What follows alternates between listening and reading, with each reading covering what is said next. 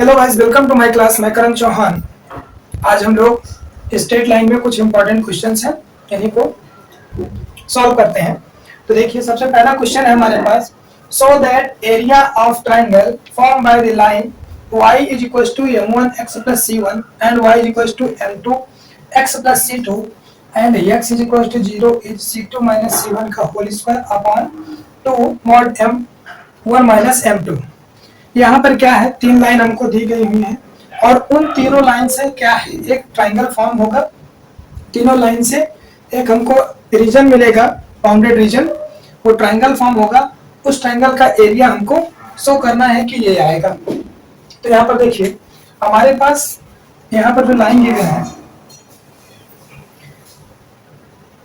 ये हमारे पास x axis है और ये वाई एक्सिस है। ठीक है, थोड़ा और बड़ा बनाते हैं फिर। ये हमारे पास y एक्सिस है और ये x एक्सिस है। ये x एक्सिस और ये y एक्सिस है। एक लाइन है y equals to m1x plus c1, ये intercept slope intercept form of equation of line है। तो ये लाइन कैसे है, यहाँ पर c1 y एक्सिस में कुछ इंटरसेप्ट करेगी। तो मान लीजिए लाइन का स्लोप है m1, इस लाइन का स्लोप m1 है और ये c1 इंटरसेप्ट कर रही है यहाँ पर, यानी कि यहाँ से यहाँ तक की जो डिस्टेंस है ये कितनी है, c1 है। इसका कोऑर्डिनेट की बात करेंगे तो हमें क्या हो जाएगा, 0, c1।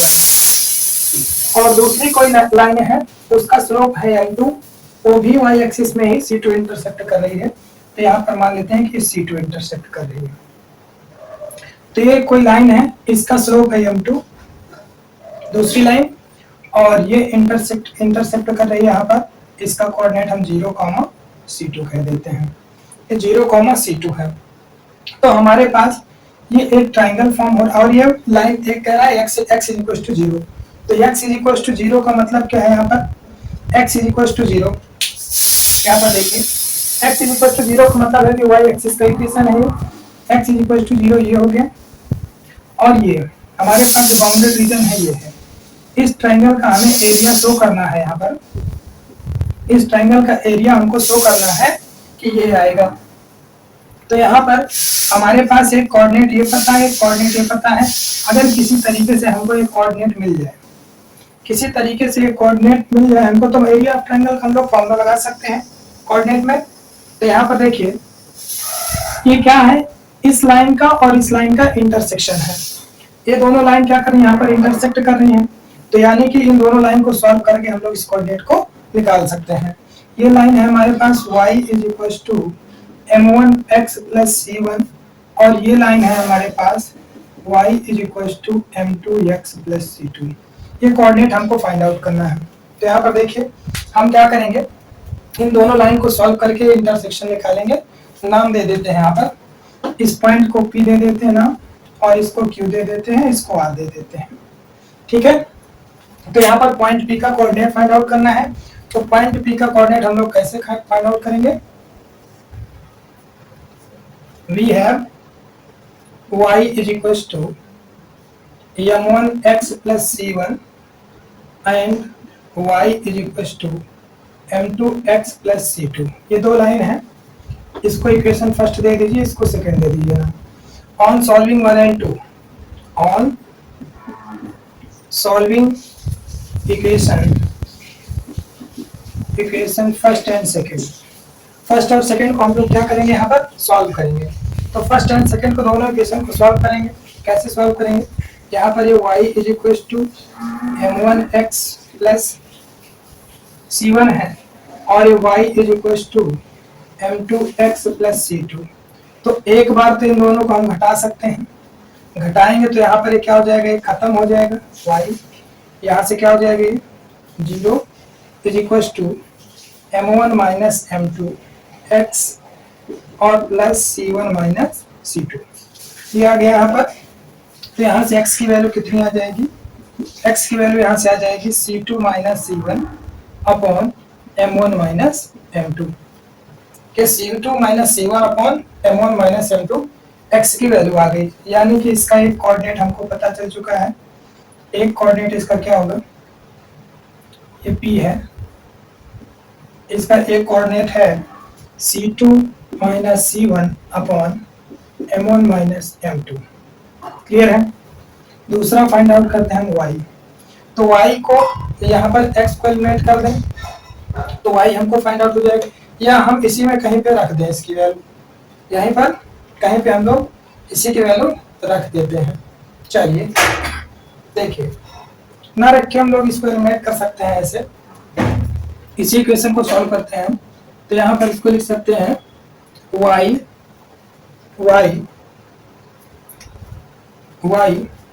इधर सॉल्व कर दें। y is equal to M1x plus C1 है और ये y is equal to M2x plus C2 है। ठीक है, यहाँ पर हम लोग क्या करेंगे, यहाँ पे इसमें M1 इसमें M2 से मल्टीप्लाई कर दें, इसमें M1 से मल्टीप्लाई कर दें, तो यहाँ पर ये क्या हो जाएगा, ये हो जाएगा M2 M1 और ये हो जाएगा M2 और ये होगा C1 M2। यहाँ पर इसमें M1 से मल्टीप्लाई कर दें, ये हो जाएगा M1 M2 और ये C2 M1। दोनों को सब्ट्रैक्ट कर दें तो ये वाला M1 M2 x वाला पूरा खत्म हो जाएगा, एलिमिनेट हो जाएगा। यहाँ से कितना हो जाएगा, ये M2 minus M1 y is equal to, यहाँ पर कितना हो जाएगा, ये C1 M2 minus C2 M1। ठीक है, तो y की वैल्यू कितनी आ जाएगी, यहाँ पर ये हो जाएगा C1 M2 minus C2 M1 upon M2 minus M1। अगर हम जैसे यहाँ पे M1 माइनस M2 लिखे, इसको भी M1 माइनस M2 का माइनस कॉमन करके ऊपर मल्टीप्लाई करवा दें, तो y इज इक्वल टू क्या कर दें, यहाँ पे C2 minus C2 M1 minus C1 M2 upon M1 minus M2। ये y कोऑर्डिनेट हमको मिल गया यहाँ पर। तो y कोऑर्डिनेट क्या मिल गया भैया, y इज इक्वल टू हमको मिल गया C2 M1 minus C1 M2 upon M1 minus M2। हमारे पास ये कोऑर्डिनेट मिल गया। अब हमको फाइंड आउट करना है इस ट्रायंगल का क्या, एरिया। एरिया इतना दिखाना है, देखिए। चलिए अब हम लोग क्या करेंगे, फाइंड आउट करेंगे area of triangle. Area of triangle,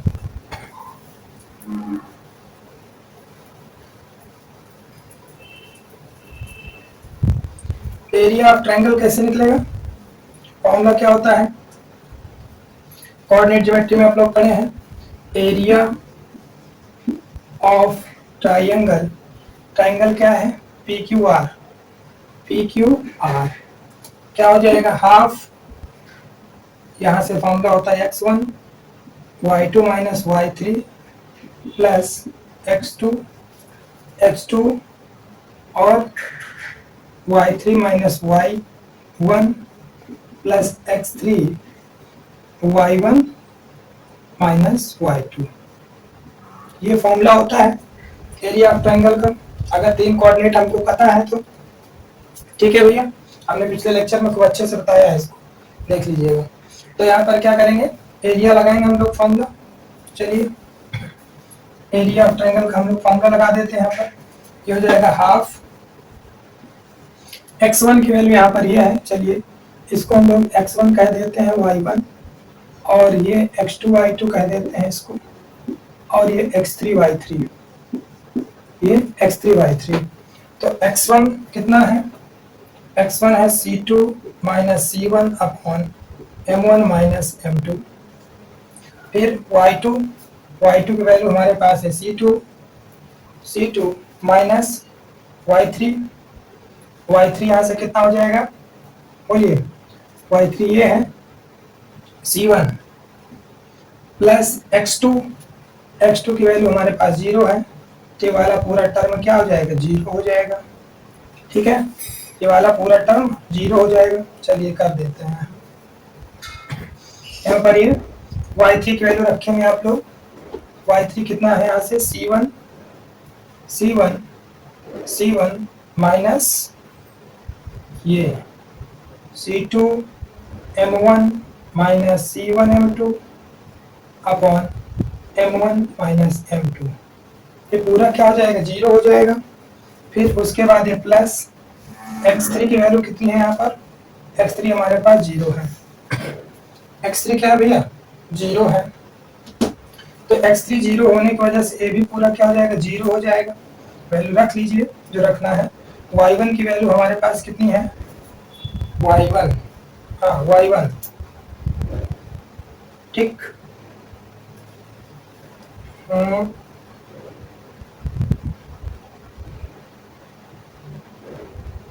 ठीक है, हाँ ये फॉर्मूला है x1 x2 x3 y1 y2 y3, तो x3 के करिस्पॉन्डेंस y1 माइनस, ठीक है, तो यहाँ पर क्या हो जाएगा ये 0 y1 माइनस y2, y1 की वैल्यू है C2m1 minus C1m2 upon m1 minus m2 और माइनस y2 की वैल्यू कितनी है C2, ये तो पूरा 0 हो गया, तो यहाँ पर कितना बचा हमारे पास हाफ, ये क्या आ रहा है C1 minus C2 minus C1 का whole square upon m1 minus m2, area of triangle है, तो यहाँ पर हम क्या कर देंगे मॉड लगा देंगे, क्योंकि नेगेटिव भी आ सकता था तो इसको हम लोग पॉजिटिव बनाएंगे, यहाँ से क्या हो जाएगा ये हाफ क्या आ गया हाफ, और ये C1 माइनस C2 कुछ भी हो होल स्क्वायर है पॉजिटिव रहेगा अपॉन m1 माइनस m2, ये हमारे पास प्रूफ हो गया, क्लियर है, ठीक है भैया, ये प्रूफ हो गया। उसके बाद नेक्स्ट क्वेश्चन आप लोग देखें, क्वेश्चन कहता है find the equation of line passing through the point of intersection of the line this and this that has equal intercept on the axis. हमें ऐसी लाइन का इक्वेशन फाइंड आउट करना है जो कि इन दोनों के इंटरसेक्शन से पास करती है, और क्या है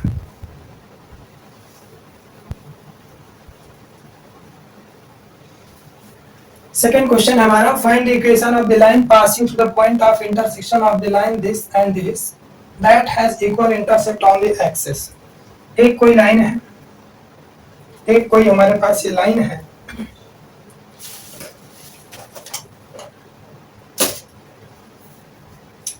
ये कोई हमारे पास एक लाइन है भैया,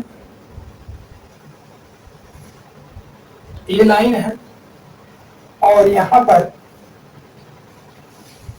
ये लाइन ये y एक्सिस है और ये x एक्सिस है, ये x एक्सिस है y एक्सिस है, और कोई लाइन है जो कि इंटरसेप्ट करती है, equal intercept means x axis पे भी a इंटरसेप्ट करती है, y एक्सिस पे भी वो a इंटरसेप्ट करती है, तो ऐसी लाइन का इक्वेशन, तो यहाँ से क्या हो जाएगा रिक्वायर्ड लेट कर लीजिए, let required equation of line, let required equation of line क्या हो जाएगी which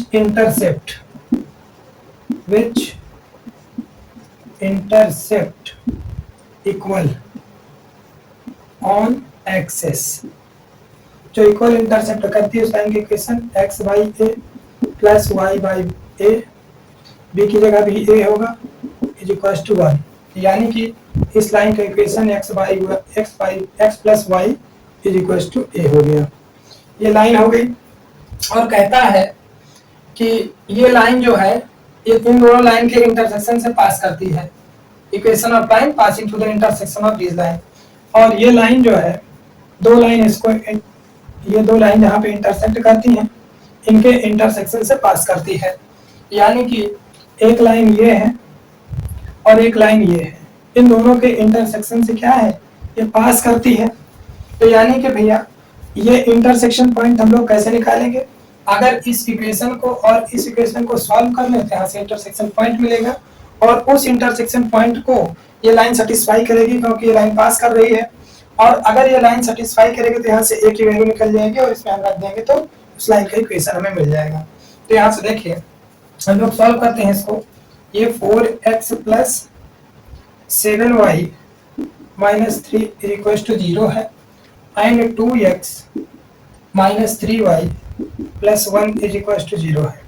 ये दो लाइन है हमारे पास, इन दोनों लाइन को सॉल्व करते हैं। तो कैसे सॉल्व करेंगे, इस हम एलिमिनेशन से सॉल्व करते हैं, इसको 2 से मल्टीप्लाई करा दें तो हो जाएगा हमारे पास 4 हो जाएगा 4 और ये हो जाएगा 2 3 जा 6 और ये हो जाएगा 2 1 जा 2। ठीक है, हमने 2 से लाइन को क्या कर दिया, मल्टीप्लाई करवा दिया।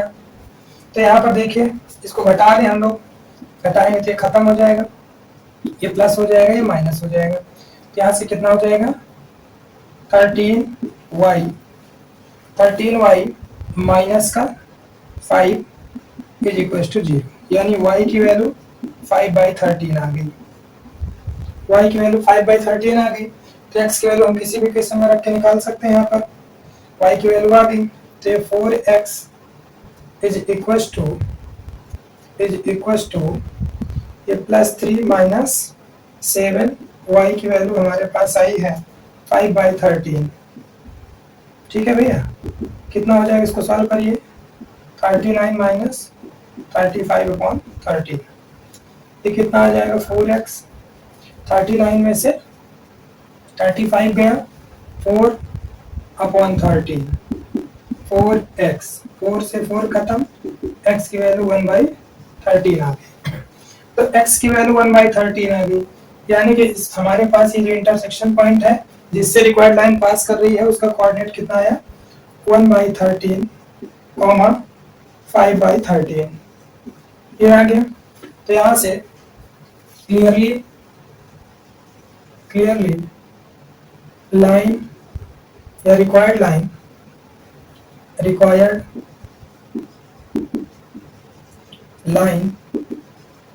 passes through 1/3, 5/13, 3 नहीं 13 है, इससे पास कर रही है। therefore क्या हो जाएगा, ये पॉइंट लाइन को सेटिस्फाई करेंगे, यानी कि 1/13 प्लस 5/13, x की जगह 1/13, y की जगह 5/13 इज इक्वल टू a। कितना हो गया भैया 6/13, कितना हो गया 6/13 a की वैल्यू। देयरफॉर रिक्वायर्ड लाइन क्या हो जाएगी, required line x plus y is equal to कितना हो जाएगा 6/13, यानी कि भैया 13x प्लस और यहाँ से कितना हो जाएगा 13x plus 13y is equal to 6 equal intercept form में बनाना है, जिसको लिख सकते हैं x बाई, इसको 6 से डिवाइड करेंगे आप तो ये 6/13 हो जाएगा plus y 6/13 is equal to, ये हमारे पास रिक्वायर्ड इक्वेशन लाइन का आ गया।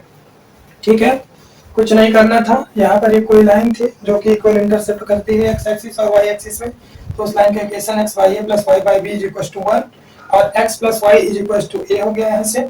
और इन दोनों के इंटरसेक्शन से पास भी करती थी, इन दोनों के इंटरसेक्शन हम लोग सॉल्व करके इंटरसेक्शन पॉइंट निकालिए। इंटरसेक्शन पॉइंट इसको सेटिस्फाई करेगा तो यहाँ से a की वैल्यू निकल गई और a की वैल्यू यहाँ पर हम रख देंगे तो रिक्वायर्ड लाइन का इक्वेशन आ जाएगा। उसके बाद एक क्वेश्चन बहुत बेहतर है, इसको आप लोग देख लीजिए थोड़ा ध्यान से।